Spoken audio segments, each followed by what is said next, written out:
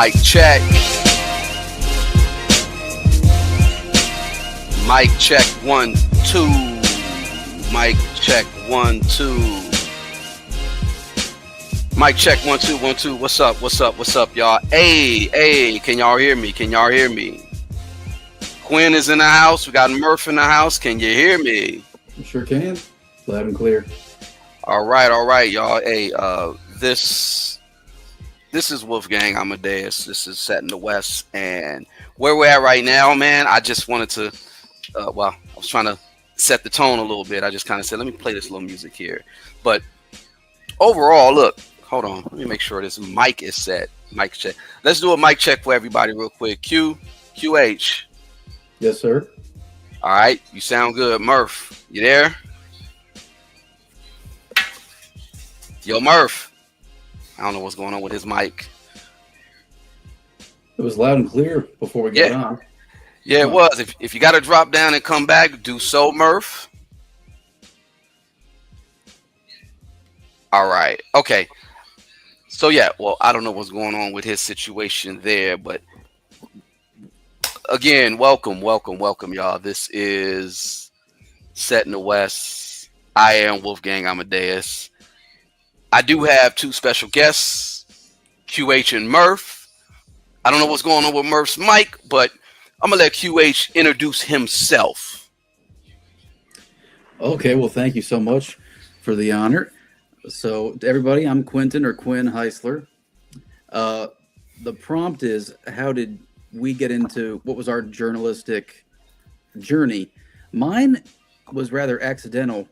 I mean, I was, for a brief semester in college, I was a journalism major until Andrew Sullivan used to write for The Atlantic. I heard him speak. He's kind of a pompous ass, but he did say that one advice was get out of journalism school, which I think he was absolutely right. That was very sound advice.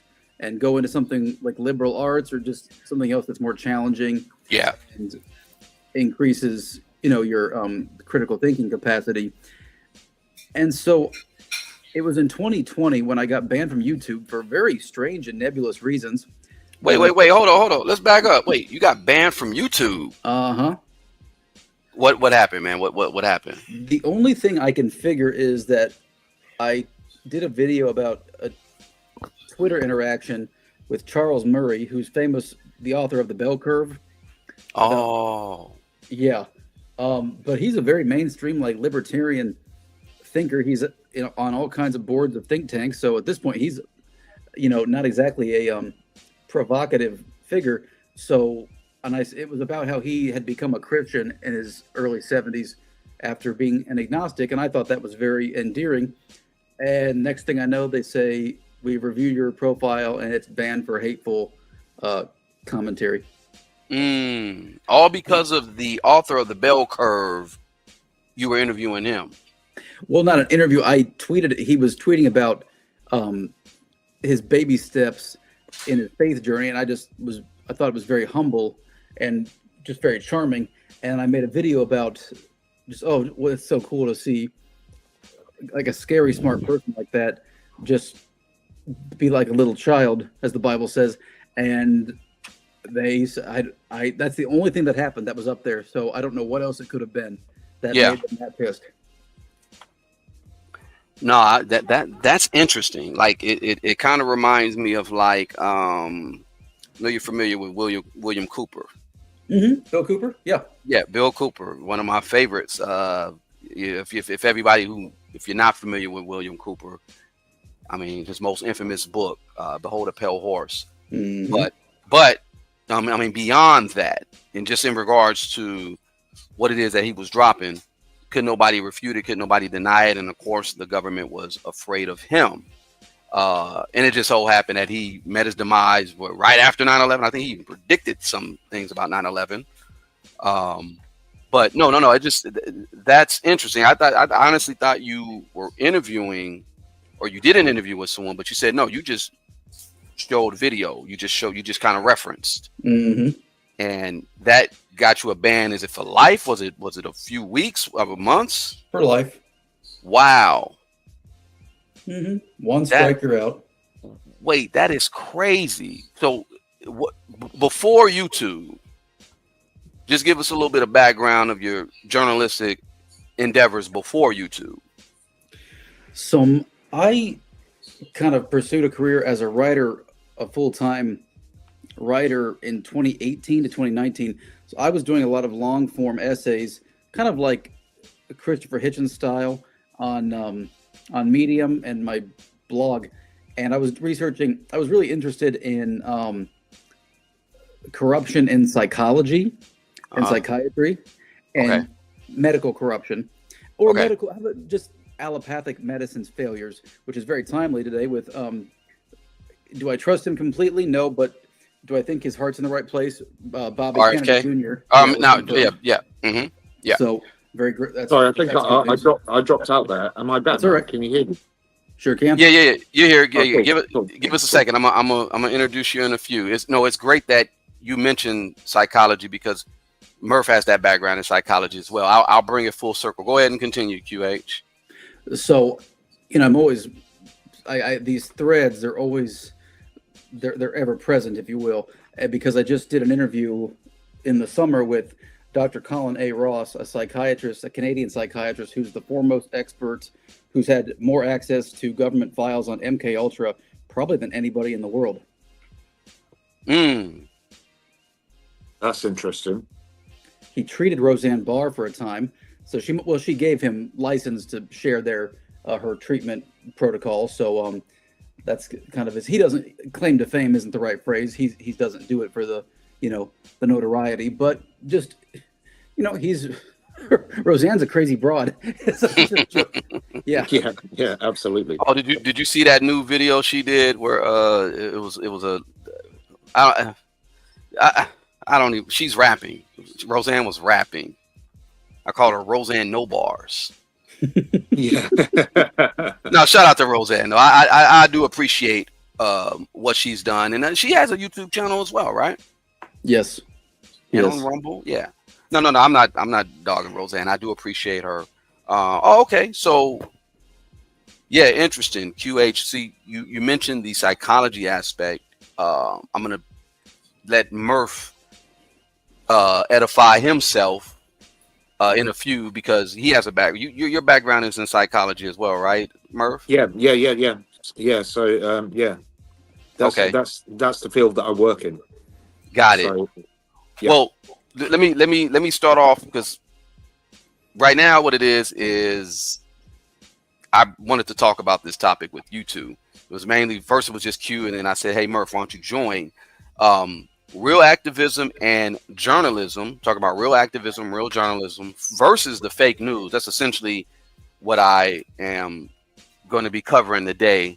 Now, who we have here on the screen, I'm not going to even really say their names or whatever, but long story short, I just see these people, certain individuals, as the face of the fake news. Now that we have YouTube in the sphere, they say there's a report that says that most Americans, most people worldwide, they don't even really go to the mainstream media anymore. They are on YouTube, and they're looking for specific news that caters to them, or they create the algorithm.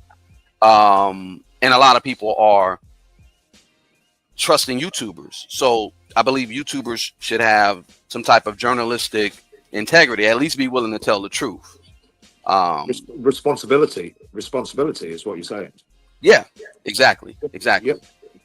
So right now I brought this up, and I wanted to just have you guys, we're not going to be long. I just wanted to speak on this topic here, simply because you just got people right now that'll just create a YouTube account, and they may say a few things, they may have a few topics, they may, and then overnight they can go viral. And then people are like tuning into what they have to say, and they're, what is this person? There's certain reasons why certain people are gravitating to certain YouTubers and why certain people are going viral, and that's a whole nother conversation. But then it's like, okay, well, anybody could become a journalist, anybody could become a YouTuber, essentially. So, but how do we quantify who's real? How do we quantify who's you know, the background of certain people. You got certain people who are out here, they claim to be you know, avengers of the truth, but you know, they have shady backgrounds, and you know, people can reform. I get that. That's fine. We can talk about, you know, maybe someone had a past, that's fine, but still, journalistic integrity, authenticity. Well, that's really what I want to talk about. I would say there's an important differentiation between people who are telling, like, these limited hangouts. These are a lot of old Cold War terms, and controlled opposition. There's two figures who I like what they've said in the last, we'll say, 5-10 years, but do I trust them completely? No. And that's Candace Owens and Tucker Carlson. Oh man! Wait! Stop! You just said the exact same thing I told Jag. Shout out to Candace Owens. I like her. I don't trust her, and I feel what you're saying about Tucker Carlson, because he sat down with Ice Cube not too long ago. Shout out to Ice Cube. Shout out to Tucker Carlson. But same thing. I kind of don't. I don't trust him. Yep. No. Same here. Same here. I like Candace, but I think sometimes she goes off on these kind of, normally it's like a tinfoil hat moment. Do you know what I mean? Yeah. And that's why you can't completely trust her. But you know, people could say the same. They could say the same about anybody. They could say the same about anybody making up stories and doing this and deep diving and all of that kind of stuff. Yeah. But psychologically, where that lies is the fact that they're trying to what they're trying to do is they're trying to create some kind of narrative, and where that narrative ends, it's like looking at the yellow brick road. Do you know what I mean? Nobody knows where that ends. Yeah. So the creation of a narrative, and I got what you're saying on that end. And QH, not to cut your wisdom, because you were speaking on. Oh no, you're fine. Those two. I just wanted to stop and say that, because it's funny that you mentioned Tucker Carlson. I have a connection. Well, I ain't gonna say I have a connection. I'll just say I have a connection to the person that I mentioned before that, and the Candace Owens person. There's a tie that I have with that whole, well, like what Murph just said about a narrative, but I'll talk more about that in a few, because I'm going to kind of go into a little bit of how I even got into journalism or whatever. But long story short, you were mentioning those two. Why did you say those two names though? Well, they're the most prominent right now, I would say, in terms of these mainstream figures that are flirting with, we'll say, alternative history, if you want to put it that way. And these, a lot of their information is not conspiratorial. I don't like that term, but just it's been rejected by the mainstream regime, which is a good thing. But a lot of these, you go back to the original, I will call him the original gatekeeper, Noam Chomsky, who to me is, the evidence is there that he's a government spook, but he says a lot of radical comments that seem like he's really hell-bent on fighting the power. And so it's like the 80-20 rule, 80% good, and then 20% it's this unclear, duplicitous propaganda. He's one. I'm trying to think of some other examples. Democracy Now! Used to be a big one. I'm trying to think of one in the Christopher Hitchens Murph, I would say, was the same way. His takedown of Henry Kissinger was brilliant, but that's like the low-hanging fruit. Kissinger, Satan would spit him out. So I just never totally trusted the Hitch. Just these gatekeepers that will eventually let you down. Yep. And that's why I'm saying there's some kind of, and that's why I use the word narrative, right? Because there's, and I can use another word. There's some kind of agenda already set in place. You know what I mean? So some of the stories that these people tell, a lot of them are true. I'm not I'm not saying that they're not at all, but there is also an agenda at play, right? Why are we not just talking facts? And Yeah. why is there always an agenda behind it? Yeah, well, that's the thing. I think, and we can talk more about this in detail down the line. If you're somewhat influential, these elites will tap you in, Exactly. and Yep. it's kind of like, okay, what they try to test your gangster, I would say, and say, okay, where do you lie? Where's your ideology? Are you're more towards the right? You're more towards the middle? You're more towards they try to find out where you're at, and then it's kind of like, I guess Absolutely.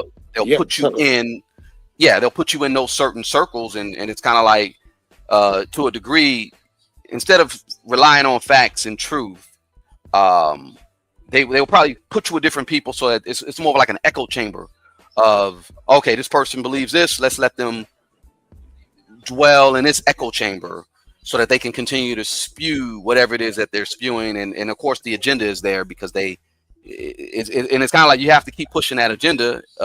Maybe they paid them off to push it, or maybe they truly believe it. I just think when you start learning new stuff and you start learning new things, your agenda may change, because especially if you start learning more things that are truthful, you're like, oh, okay, well, I thought about this year, but now I don't know about this, and maybe I'm going to lean more towards this way. Like climate change, for example. You know what I'm saying? You may have one way of thinking of it, but as you get older, you see how the earth is changing. Maybe like, oh, well, maybe we need to do X, Y, and Z. Maybe we need to stop this. Maybe, like you just change with, just like the environment. The environment changes, you change. Yeah, but even stuff like that, Odell, right? Even stuff like that, right? What people don't realize, because this has never been mentioned on mainstream media, is the fact that they're talking about climate change and that we need to change cars and stop using fuel and get electric cars and stuff like that. It does more damage to the environment because with electric cars, because they have to dig for lithium, Right. And in order to make the batteries for the cars, right. Has that ever been mentioned on mainstream media? No, because like you say, let's get down to it. Their agenda, they're in the pockets of who? Exactly. Big energy. You know what I'm saying? Even you know that I know what you're saying. Yeah.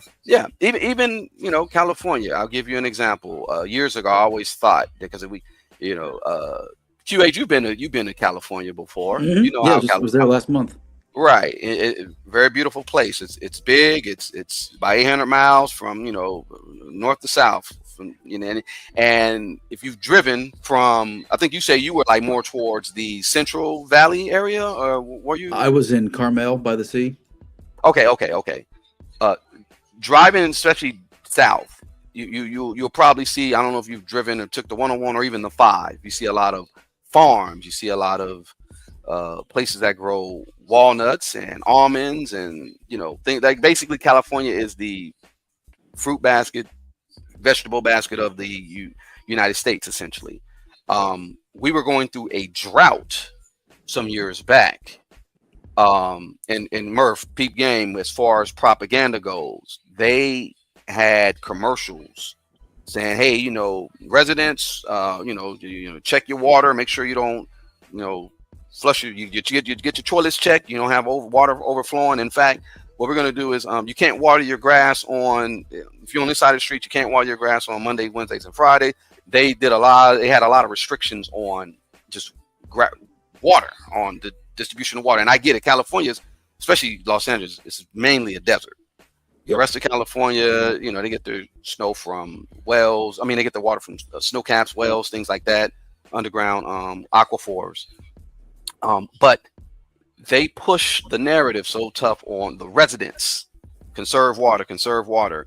And the reality of it was, the agriculture companies, they were the ones consuming most of the water in California, but they did not receive any type of restrictions. There was no like, hey, you guys need to cut back, etc. And I get it, they got to water their farms, water their crops, etc. But again, you mentioned energy, you mentioned lithium. I'm going into the water conversation because that really opened my eyes up to the media, especially the mainstream media, could push people to thinking, the residents are the problems, the people who have homes, they're the problem. But it's not the big agriculture, the big companies that are doing X, Y, and Z, making all this money, getting all these cutbacks. I mean, getting all these government, they get hooked up basically.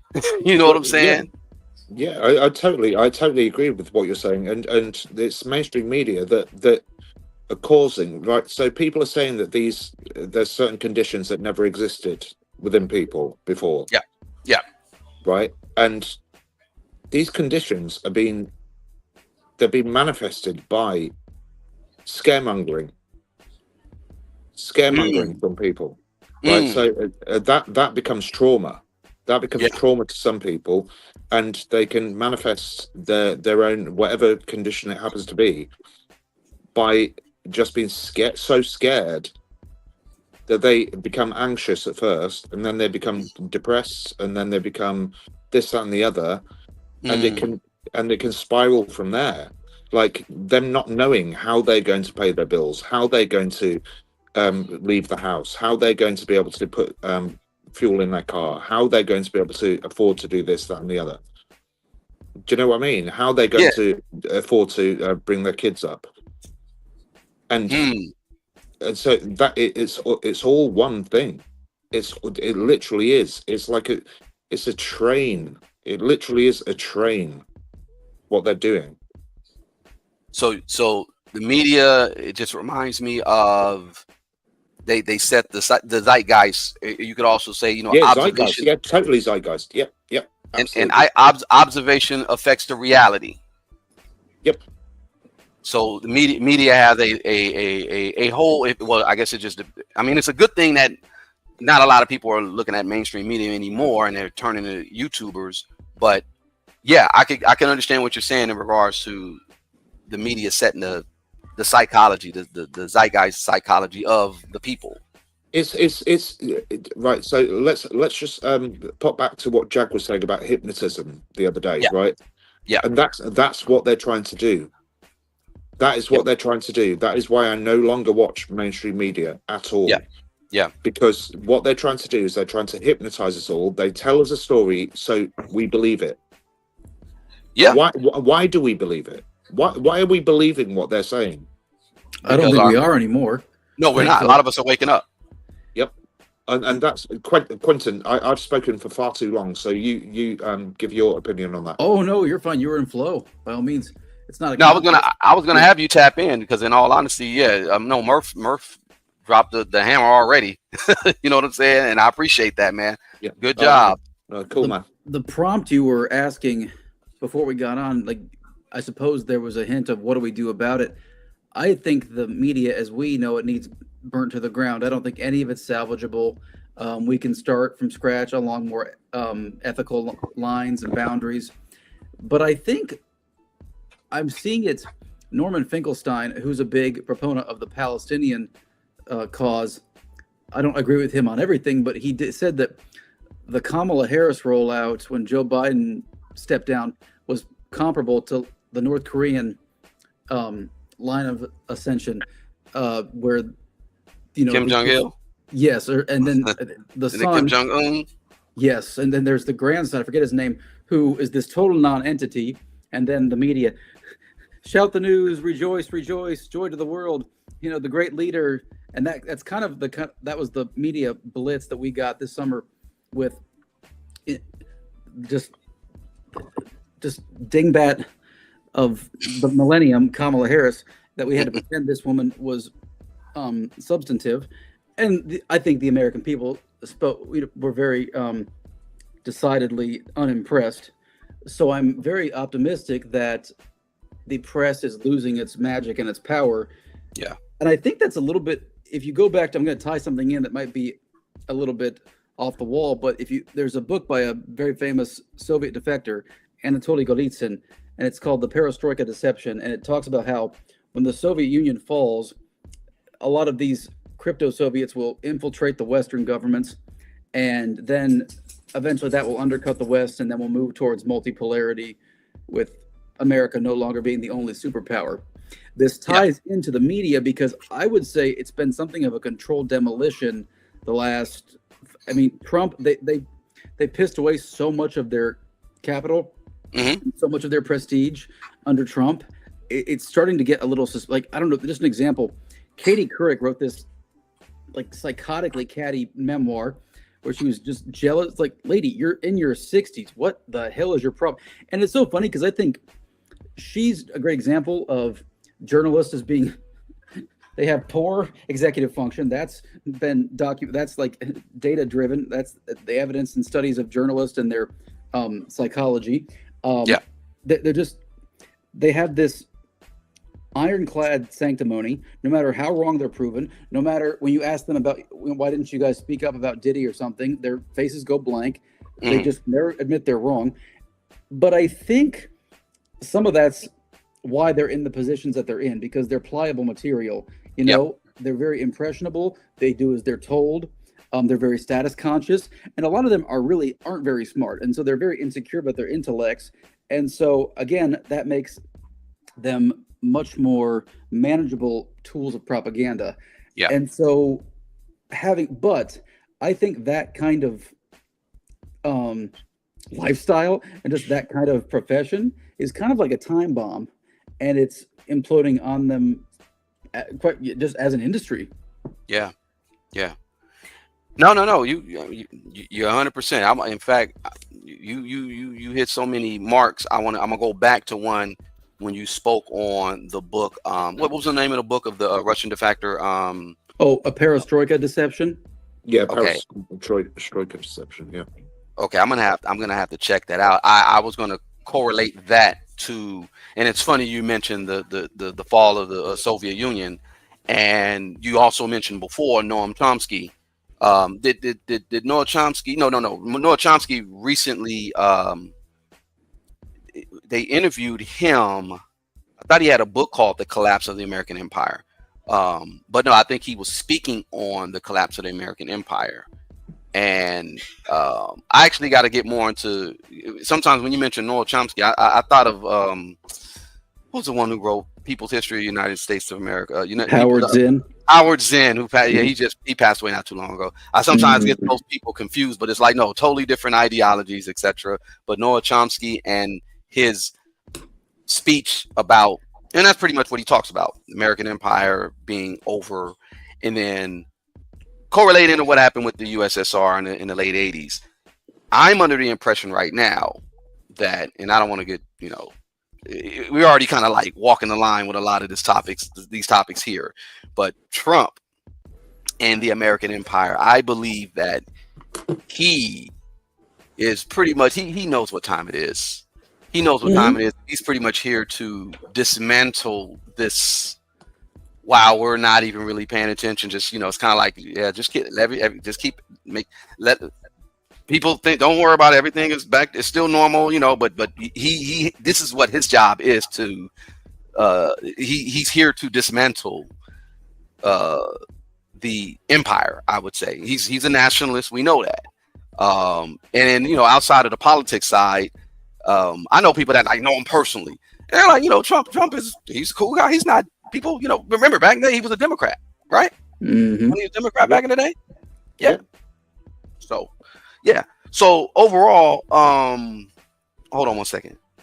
What is going on? I hear something. But I wanted to mention that because when you said that, then you went off into another topic, which was dope. But I wanted to stop there and say, oh yeah, what's going on now in the media? We see they highlight the situation that's going on with the planes, and I mean, this is reminiscent of the fall of the Roman Empire, y'all. I mean, do you agree? Disagree? Oh, absolutely. Sorry, Quentin, you go first. No, go for it. I was just going to say that to me, yes, exactly what you just said. The fall of the Roman Empire. That's exactly what it is, because you can see that in the US, it's people tearing their own communities apart from each other, and that's exactly what that is their plan, is to tear everybody apart. You know what I mean? It's they're pulling. And speaking about Republicans and Democrats, it's that I don't think in politics these days. This is just my opinion, and not Odell's or Quinton's, but mine. That there is no difference these days. It's become like watching X Factor. That's what politics has become. Mm-hmm. So you're voting for the person that you know gives the best performance, as opposed to the person that actually has the policies and follows through with them. They may as well just go and sing live on a stage as opposed to debating. They may as well go and sing live on a stage, and then you vote for whoever you want to win. I would say the last person who was presented to us as this really once in a lifetime intellectual was Barack Obama. But the more I find out about his mother and her work as an anthropologist and government asset in Indonesia, and her very treacherous work for the Suharto regime, I'd like old Barry to explain how he feels about Mommy Dearest selling out subversives to a dictator. And I just bring that up because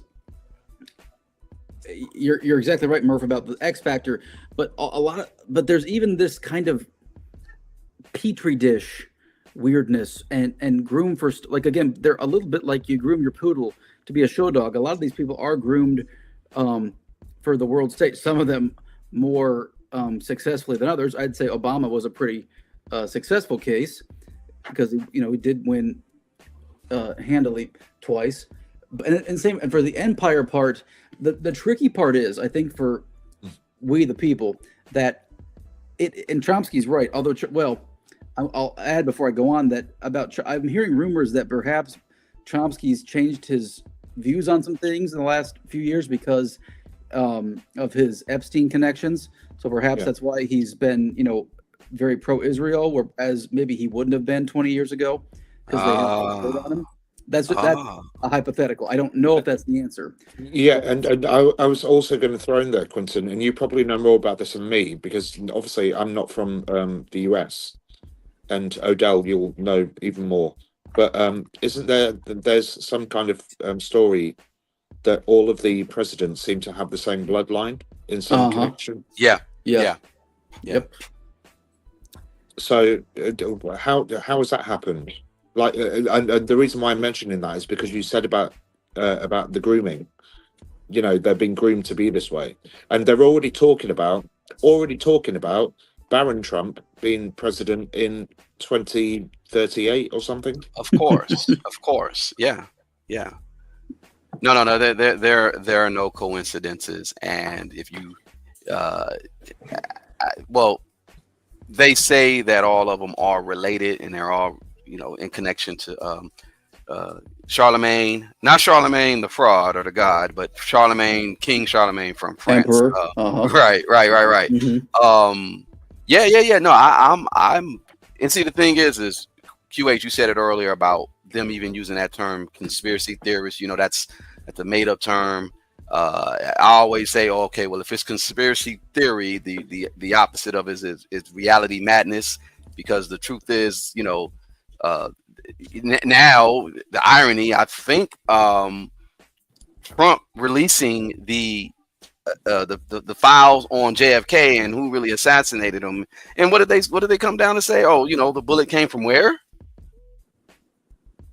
You guys don't want to talk about that, or no? No, go for it. Go for it. Where you go? Well, I guess before we get into the deep state's revelation of the method, I want to give people a break because most imperialism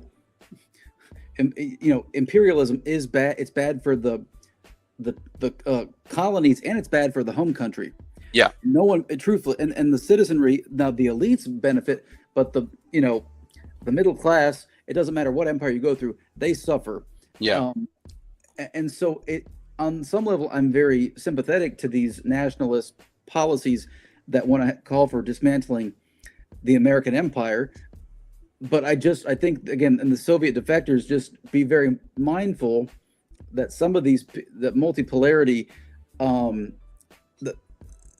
Golitsyn's idea was that makes communism much more easy to implement. Yeah. So on the flip side, now on the other side of in essence, well, I'm not a communist or anything like that, but I could see how it works. It didn't work for the Soviets, but I believe that was like a little bit of there was a little bit of a push to not allow it to work. Now that we see, let's fast forward to what's being formed now. Well, it's already there, the BRICS. Mm-hmm. Are you guys familiar with the BRICS? Brazil, Russia, India, China, South Africa. Yeah, and all the other countries that are joining. So we got the fall of this empire, and we got the rise of that one. Is that what it is right now? Is that what you guys see? Let me get your take on the BRICS. That's the plan. And well, to tie it back into your JFK question, there's this gentleman, he goes by Donnie Darkened. He's gotten kind of big on Twitter. He thinks that Trump is the Antichrist. Oh, man. Yeah. Now, he's got some good stuff. Just Trump's, like eternal presence in the culture the last 45 years. But I wonder if maybe this revelation of the JFK assassination files might be such a killing blow to the credibility of our deep state, that maybe that's going to be just one more crack in the wall to like present BRICS to the world on a silver platter. Yeah. What'd you say, Murph?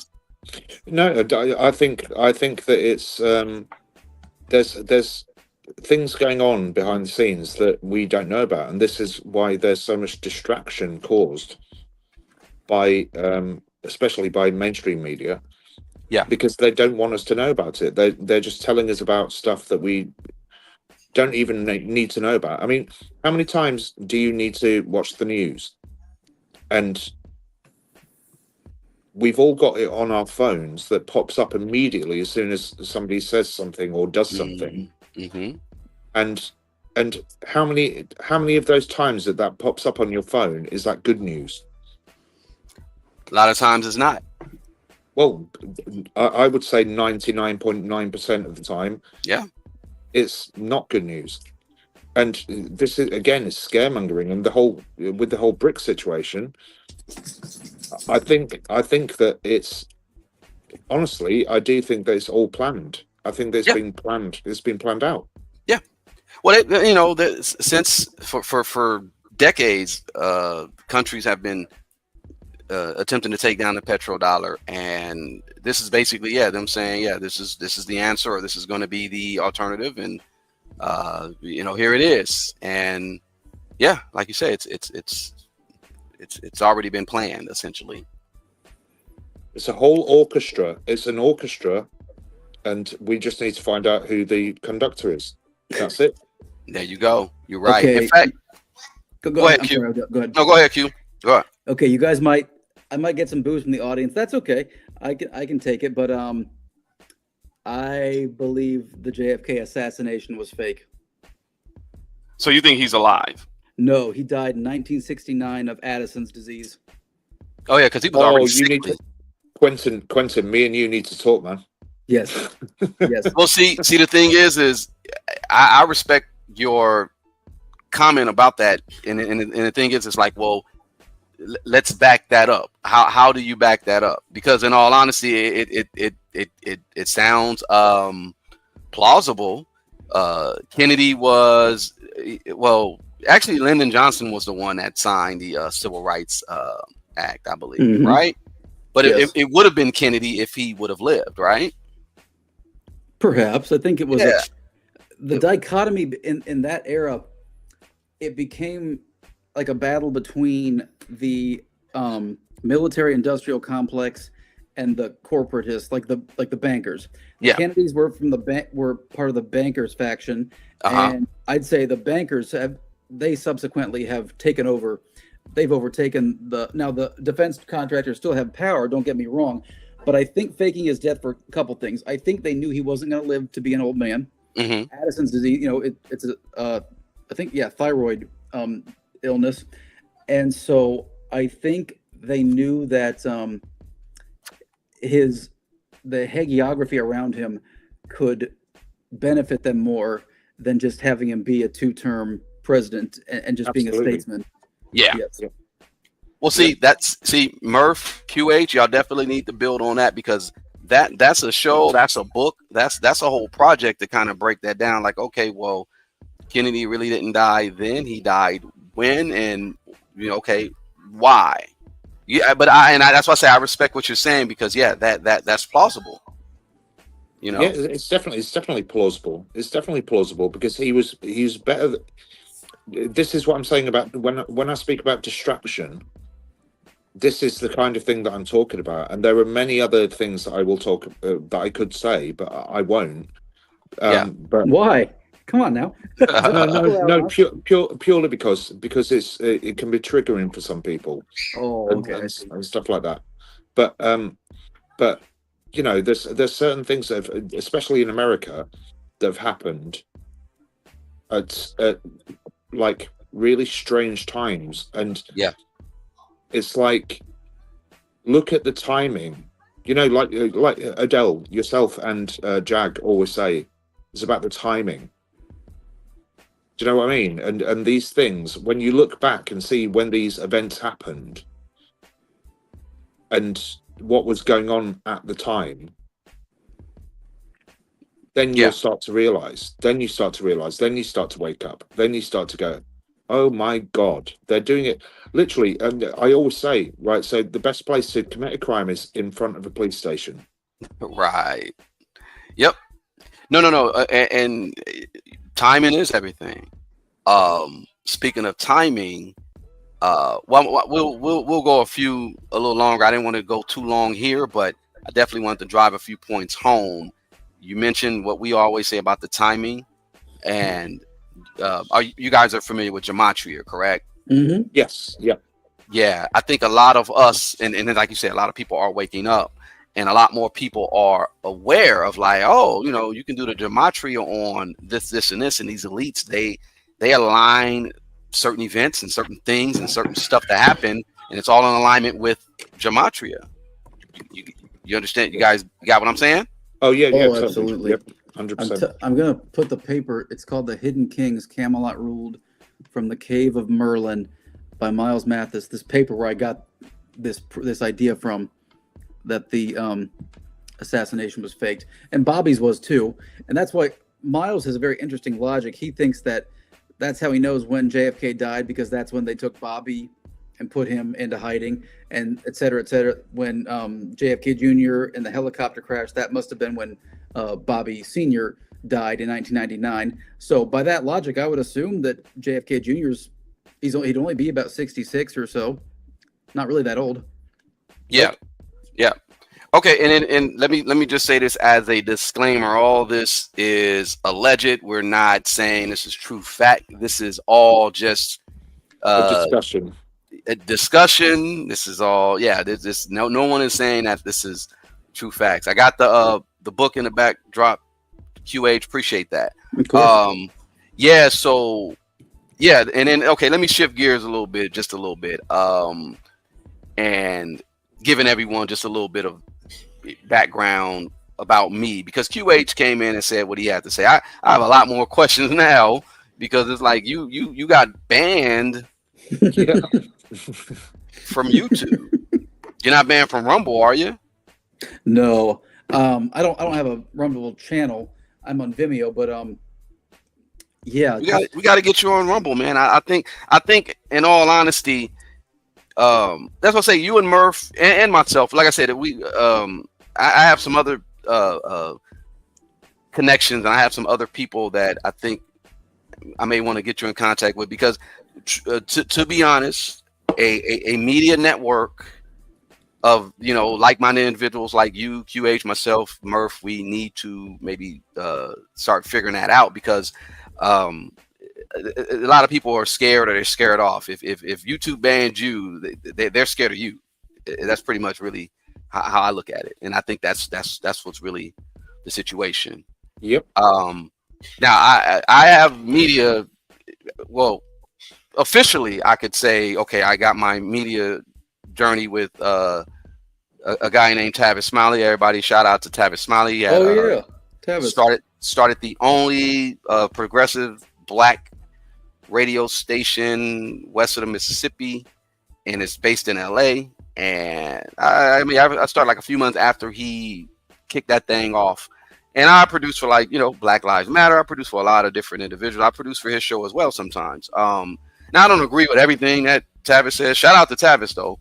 But it's good to watch people like him and how he operates, because it made me better, and it made me say, okay, I got to be thorough. I got to be like, he's no joke. He's not nobody to play with. And he, you know, PBS went after him, or was it ABC? I forget who exactly went after him, but I know they pretty much were trying to silence him. And I ain't got a dog in the fight with what happened to him per se, but I do realize, like, okay, when you step into the media realm, you got to have your T's crossed and I's dotted, because they're coming. And now when I say they, you know who I'm talking about. Everybody, y'all know who I'm talking about. Yeah, totally. Yeah. And I was just throwing there as well, Odell. Right, you don't need to. This is what gets my goat, right? As we say over here. I don't know if you use that saying in the US, but here's what gets my goat, right? You don't have, my friends don't have to be friends with my friends, right? And you don't always have to agree with every single thing that somebody says. Exactly. In order to respect them. Exactly. So yeah, that was but shout out to, you know, and I still work with everyone there or whatever. I think they personally, you know, just on a personal level, I think a lot of people are looking at me at that station like, yeah, it's a side eye type of thing. But that's a whole nother conversation, and that's a whole thing. But I'll say this though. Going really back to where I really started with my journalism endeavor, it started here. Where are we at? Where's this thing at? I'll play the audio one of these days, but this is actually a trailer for a documentary, the first documentary I produced. Oh yeah, Madonna Stalker. The Madonna Stalker. This guy. Well, QH, what I'm going to do is I took this offline. But I produced this documentary because I actually met this guy. This guy, Robert Dewey Hoskins, claimed to have been married to Madonna. Looks like Oscar the Grouch. Wow. Yeah, he really, like, he had an elaborate story in his head about how they met and how they got married on a tour bus in Colorado, and she transformed into a man, and he married her. Yeah, I filmed this guy. I met this guy. Well, I gotta find this guy. This guy here, he was the actor who played Robert Dewey Hoskins, some Australian guy. He's really dope, Brendan Webb, and he looks like the stalker, right? Like, come on. And you know, this was my first journalistic endeavor, and this guy though got dogged out in the media. I knew more about the story than the media really knew. It all happened. In fact, it's funny. After Madonna performed. After she performed the Super Bowl halftime show in, what was that, 2012? Yeah. Or 2011. Yeah, it was 2012. It was 2012. A news article, not an article, a news shout out to Chris Mahandi. He was in he's a dope guy. Well, yeah. Real deal. He's a real good guy. But a special came up and said, you know, the guy who stalked Madonna, he escaped from prison and he's going after Halle Berry. And I'm like, wait, what? And I'm peeping the news, and I'm like, yo, I know this guy because I met him 2 years prior. A friend of mine who just happened to be living in a Long Beach neighborhood said, "Hey man, this guy over here," and that's really him right there. This guy is trying to get a website produced or made. You got to meet him. I said, "Okay, man, just have him call me." Said the guy didn't have a phone. I said, "Well, it's 2012 or 2010." I said, "2010, who doesn't have a phone?" Anyway, I go meet him. He tells me his story. He gives me all these private videos, and you see a little bit of him here. And he really had a psychosis, and he thought he was married to Madonna, and they were trying to keep him away from her, and this and that or whatever. And I said, okay, I entertained his story, but then I kind of just fell back because I was like, I talked to a few people in law enforcement that knew the guy who my buddy played that SHOT, he really did that to the stalker guy. He was like, hey man, I hit him 4 times with my, I forget what type of GUN he had, but overall he was just like, he got up and still was coming after me. He's like, man, stay away from that. He's like, stay away from him. His name was Basil Stevens, that guy. He was Madonna's bodyguard. And I said, okay, I'm gonna fall back, but I still kept his information, and I kept all his stuff. And 2 years later, I see him on the news, and I actually reached out to him. I went to prison to go, not to prison, but I went to the psychiatric hospital he was at, and I went to go talk to him and let him know this is what I'm doing. And I said, when you get out, let's connect, because you know, the stuff that he was telling me behind the scenes, I think I'll get more in depth about that later. But just the media did not have his story straight. He did not escape from jail. He was out in the public. I believe he got locked up in 95, 96. He did 10 years. He's the only person to do like that much time for stalking someone, a celebrity.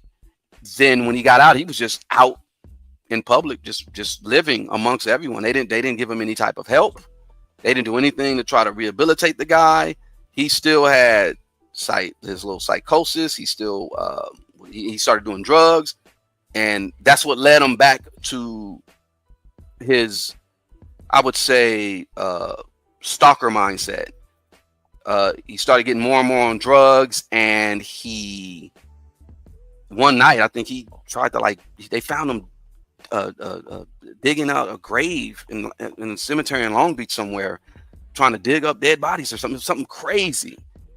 And then they did put him back in the mental hospital, and then he walked off because it was like kind of like a low security type of situation. And they decide to put that story out there right after the Super Bowl when she had just performed.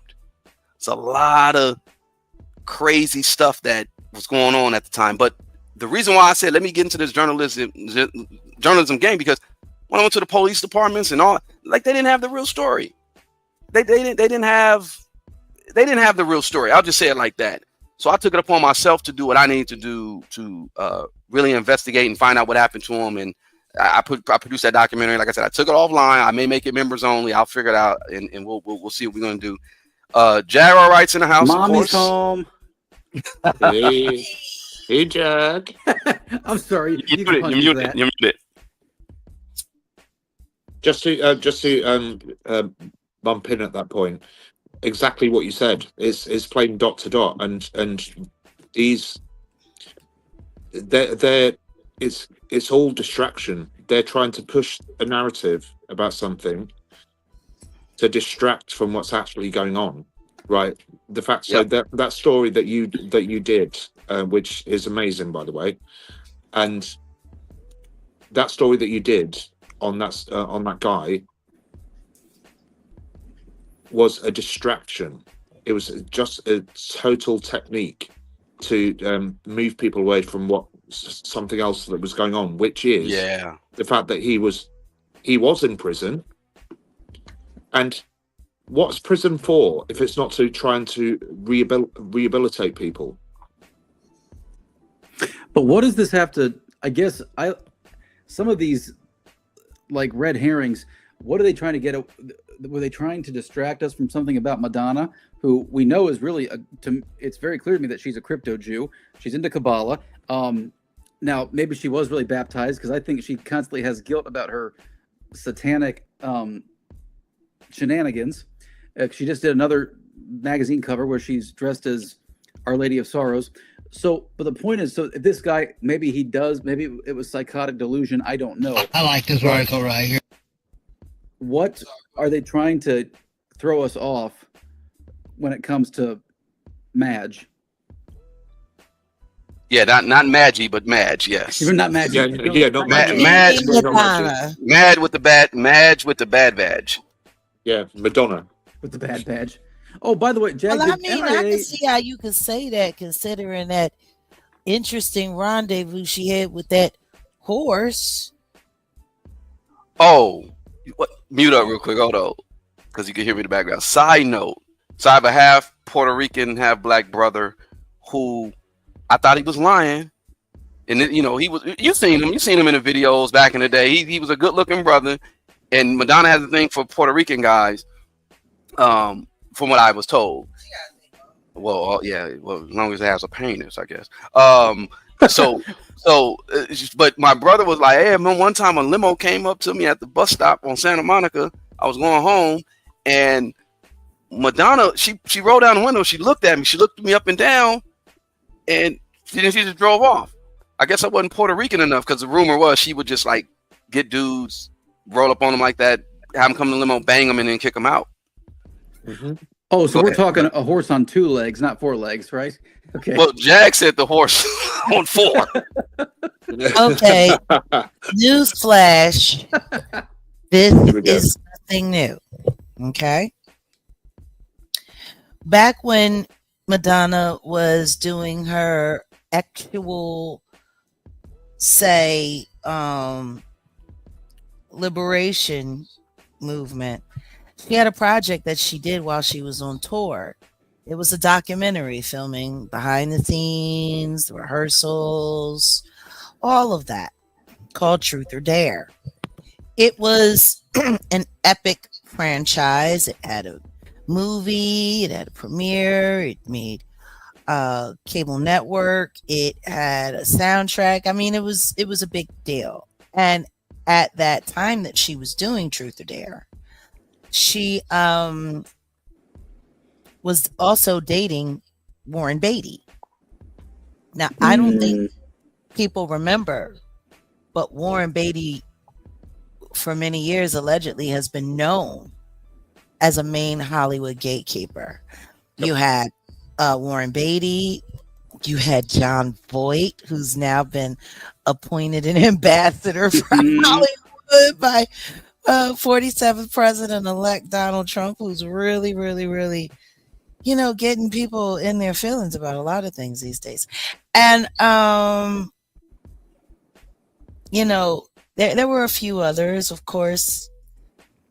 Jack Nicholson to a certain extent, but he was considered more of a great mentor for the up-and-coming male ingenue of Hollywood.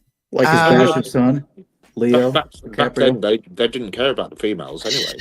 So. No, not at all. And I mean, there's so many secret doors and compartments, and when it comes to Tinseltown, when it comes to Behind the Velvet Rope, and these things have been going on for many, many years. And the truth is, a lot of these new guys, these new elitists and entertainer elitists, are only copying the blueprint of what has already been there. So we talk about distractions. Let's talk about the fact that while Kendrick Lamar's amazing performance was put under heavy scrutiny and made to seem like it was a failure, it actually just topped Michael Jackson as the most viewed. There we go. Super Bowl special of all time. Like we were saying, Murph, why is everyone tripping when this thing is amazing? Forget what all of the social media is saying. He just broke a record that nobody has been able to beat. And more importantly than that, he broke a record that Beyonce can't beat. Exactly. Yes. Only thing I want to say about that, I just want to piggyback off of what you said about his performance. It's like, I was just talking to my OG, shout out to Sherman. He was saying, it's like in the middle of a football game, this guy comes and pulls out a Picasso. We were all expected to be entertained, but he pulled out a piece of art. Go ahead. Exactly. And that's what I was saying earlier today. Kendrick Lamar's performance, now known as the most viewed Super Bowl special of all time, even beating and topping Michael Jackson. No one has ever beaten Michael Jackson, ever. I don't even think people realize what a proud moment this is for Compton, for hip hop, and to know now that all of this hoopla and pomp and circumstance about Serena, about the colors, about the triangle, which was only representation for what is controlling and what is being demolished. If you were busy really paying attention, if you were intelligent enough to pay attention, you would have seen that. This was history made by living legend history, and it just topped Michael Jackson. Meanwhile, you have the NFL and Skip Bayless, who just a couple of weeks ago was called out for some inappropriate behavior and allegations being made about him amongst the LGBTQ types. As in, he was soliciting their services. Is that why? Allegedly, I could have told you that. Got busted, and they said that Shay Shay was covering for him. Now, let's look at that. That was just a couple of weeks ago. Now you got the NFL and Skip Bayless apologizing to America for picking Kendrick Lamar over Lil Wayne, who is a known pharmaceutical person who can barely make it through a set saying all of his lyrics, especially his largest hit records from his earliest days that he was so famous for, that were all ghostwritten by Gilly the Kid, who was just on Shay Shay yesterday, video approaching 1 million views with him fingering Jay-Z as being everything I said he is. And all my name is mentioned in a lawsuit. And nobody will sue me. I'm just saying. Shay Shay's very hit or miss. He has that Dunce Cheryl Underwood on a few weeks ago. Oh, I'm sorry. She seems so dumb to me. Maybe you can tell me if I'm wrong, but she does not strike me as an intelligent woman. She's smart enough to survive Hollywood looking like she look.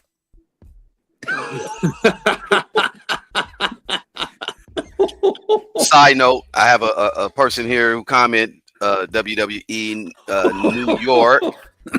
I want you guys, and I mentioned Gematria earlier. I want you guys to go check out my guy. He has a YouTube channel and he has a Patreon. Ani, A-N-I, Osaru. Shout out to Ani Osaru. That's O-S-A-R-U. And he did an excellent breakdown of exactly what you're talking about here. Because, yeah, there was a lot of imagery. But the propaganda comes first. When in America's entertainment, the propaganda comes first. But anyway, I'm still stuck on the Cheryl comment, but keep going. Never mind. Go ahead. I just wanted to take a little thing to say that. Go ahead. Well, I can't. Mic drop. I'm good. Yeah. She lays low. Okay. We'll give her. So.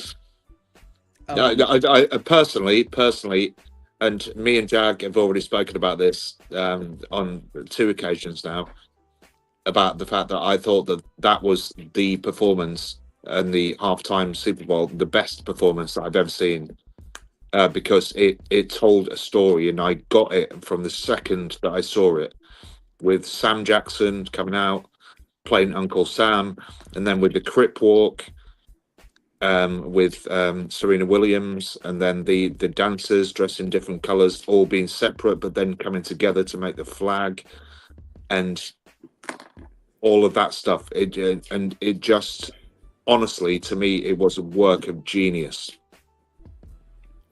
Okay, I'm gonna. You guys can hate me, but I'm not coming at this from one of these just frivolous haters who it wasn't good. Of course, Henrik.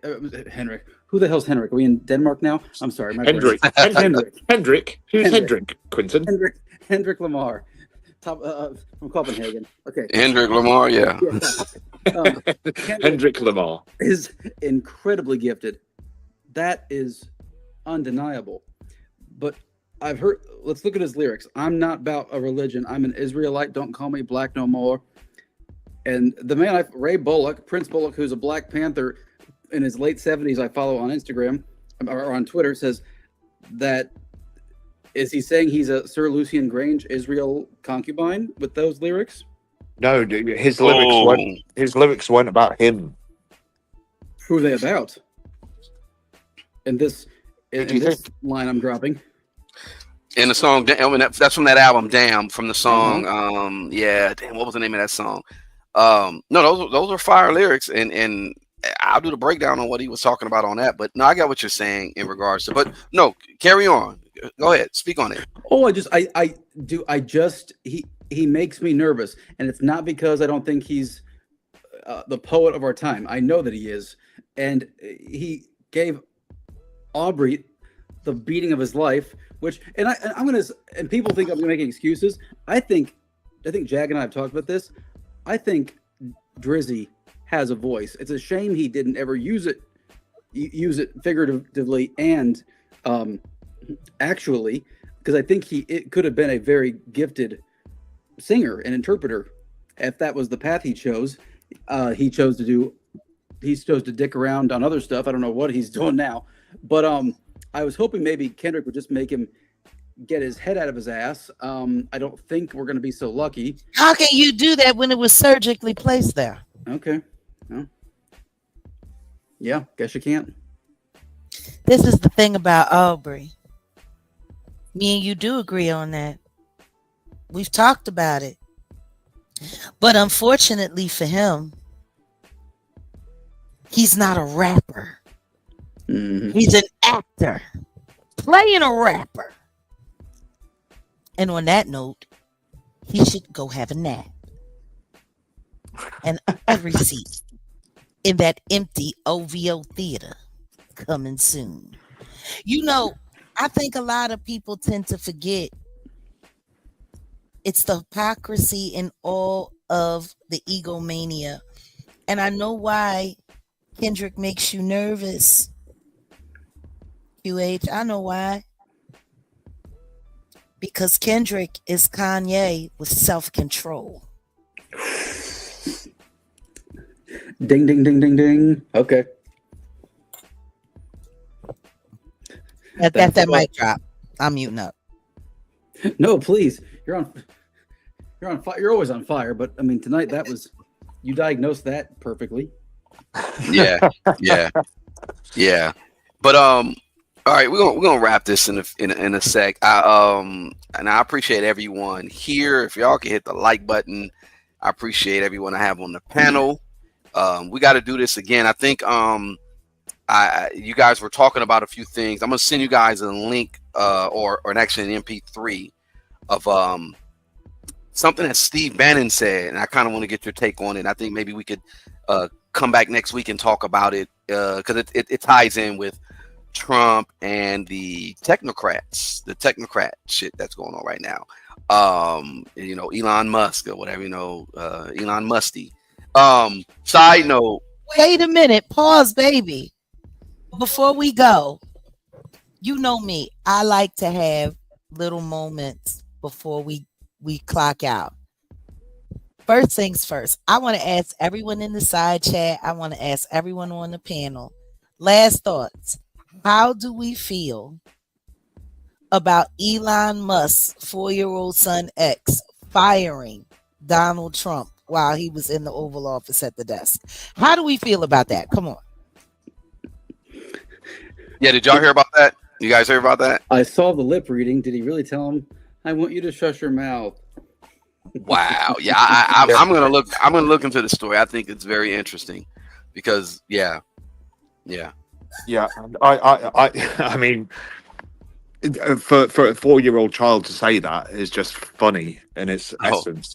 And Lisa B said he wiped his booger. He picked his nose and wiped his boogers on the desk. I'm not a fan of Elon at all. Now I'm gonna give you guys some insight too, because Dog, shout out to Snoop Dogg. The reason why Dog had a certain sudden change in his Trump narrative is because of the pardon that Trump gave to his friend, and his friend happened to be, what's his name?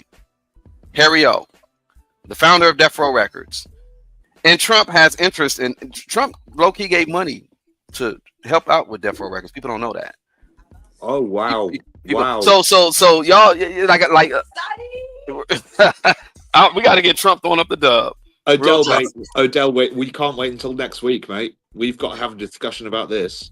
Oh no, I'll dig more into it. I definitely want to just get y'all. We'll talk more about the Trump situation, but I'll tie that in too, because I found that out and I said, oh, okay, I see what this is. And then she just mentioned Elon Musk, who, low key is like the president. If you really want to break it down, that's who's the president. I think there's even significance, and there's this Doge thing. You're not the president. You're not the Doge. president. My daddy, shut up. They're the boogie. They're boogers. X on X.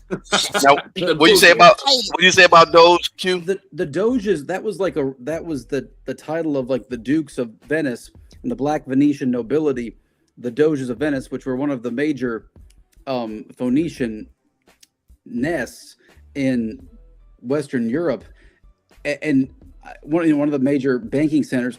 So I'm thinking there's significance even in the title of this of Doge. Of this government's oversight committee they've made. Interesting. I mean, I'll definitely look that up, man. Yeah, Doge was that coin that he was backing too. I made a couple $1,000 off of that back day. When it Brag was about it. Okay, fine. Yeah, I don't know where it's at now. I know I got it at 0.0003 cents.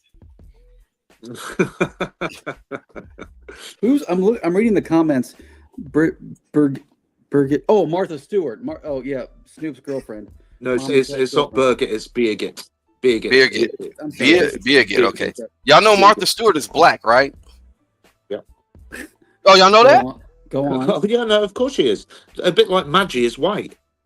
Okay, all right, man. See, what I'm going to do is I'm going to have to bring the receipts. I'm going to have to see what I'm going to do. QH, Murph. I'm going to bring one of my OGs. His name is Randy Short. Oh, Randy. Imagine me, Randy, QH, and Murph. We're going to do that because Randy got receipts. And yeah. Dr. Randy Short dropped that on me. I said, wait, what? She's black? Yeah, she's black.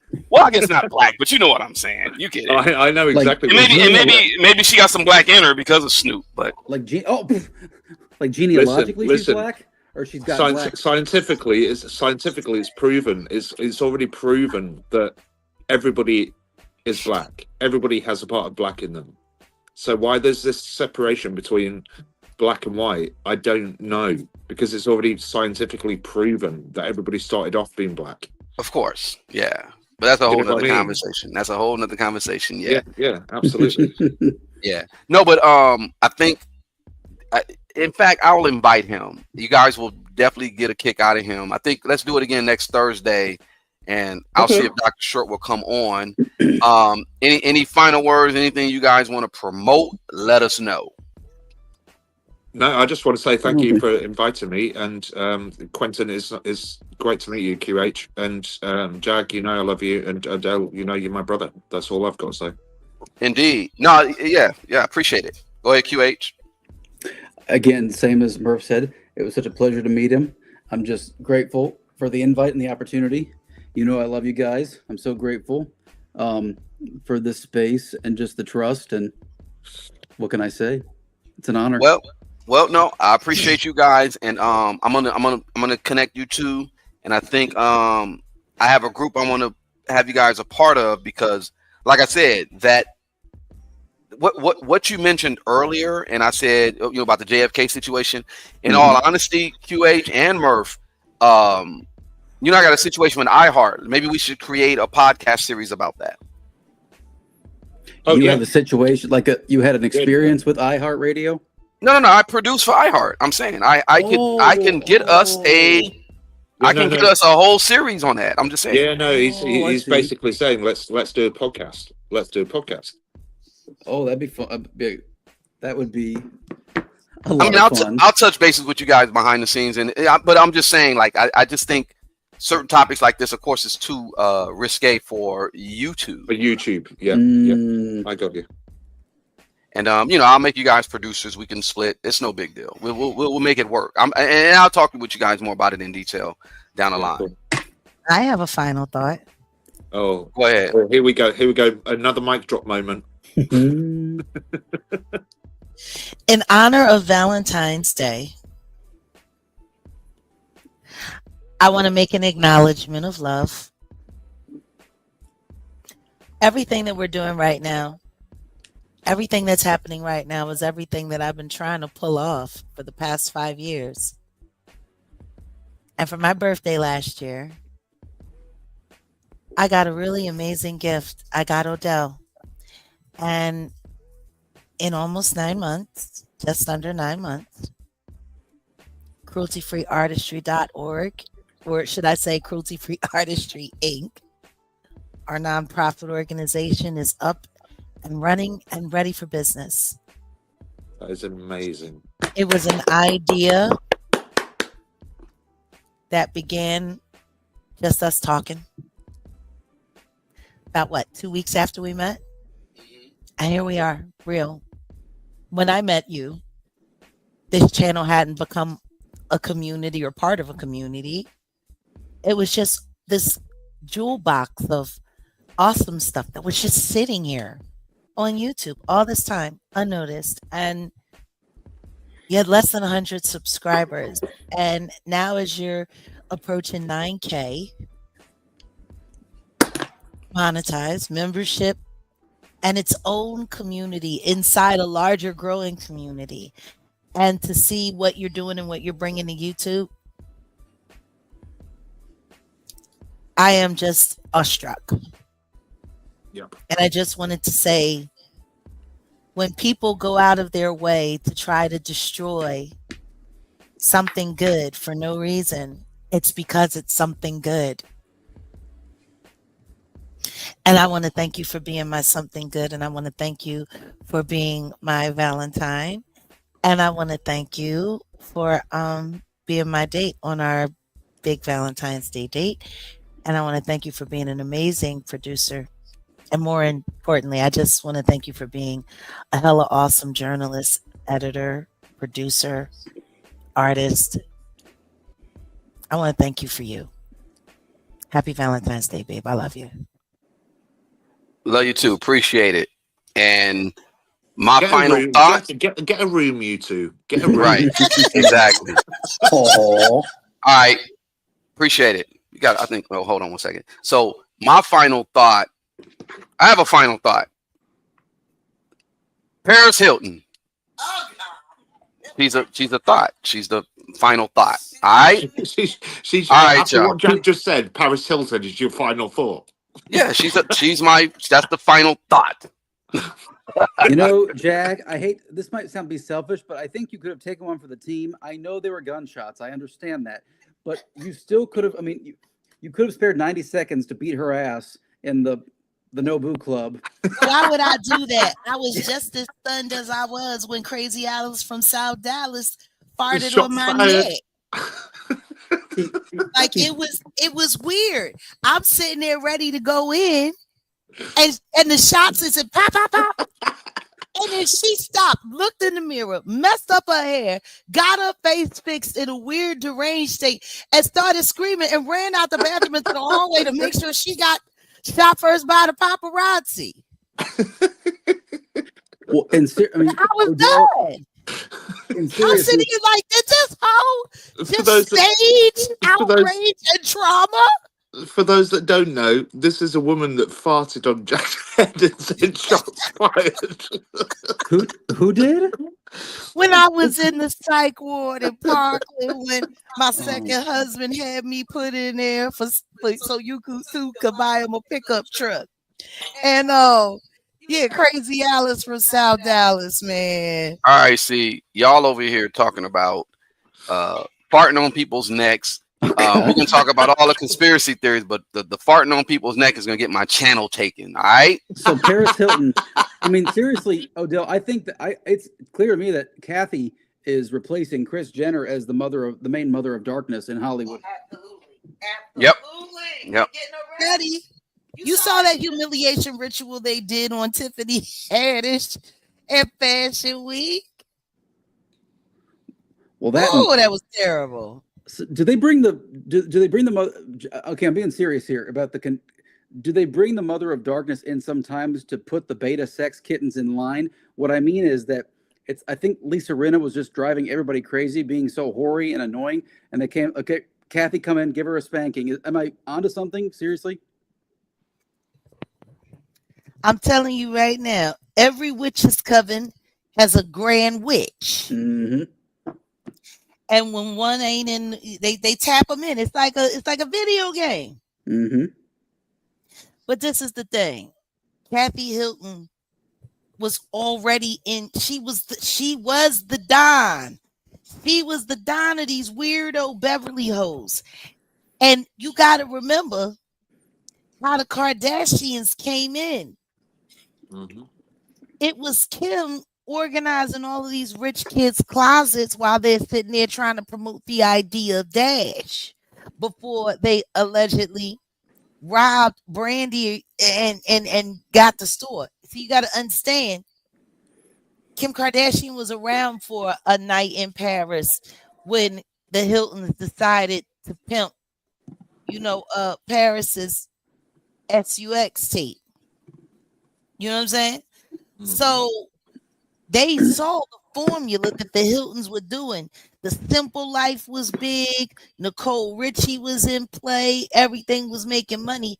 And Kris decided she was going to one up her friend and put her daughter in position. And as you saw after the Ray J SUX tape, the Kardashians went up while the Hiltons kind of tapered off. And then just kind of fell into only reality TV worthy. And then when that wasn't great, they started getting humiliated. But the Kardashians had their own show. The Hiltons only made it as far as Bravo. The Kardashians got their own show, their own entity, their own enterprise. From, the Hilton family to the Norwood family. The Kardashians have literally leveled up on every relevant relationship that legitimized them to come into the game in the first place. If it wasn't for her association with the Hiltons, would Kim have really ever got in line with Kanye? She was only really doing athletes back then. Kanye was a big deal. He's the biggest rapper in the world. So now the pecking order is returning to its original structure. No, now I'm going to get my lick back, ho. Okay, that too. Yeah. And with Lou Taylor being squarely looked at allegedly as part of the superseding indictment for Diddy's case, his RICO. Yeah, I'm sure Kathy is just, calling her plastic surgeon right now. I need my lips to pop. I need them to pop. Like, they're going to have so much plastic surgery in the next 6 months waiting for Kris Jenner to go down with Lou Taylor. It's going to be amazing.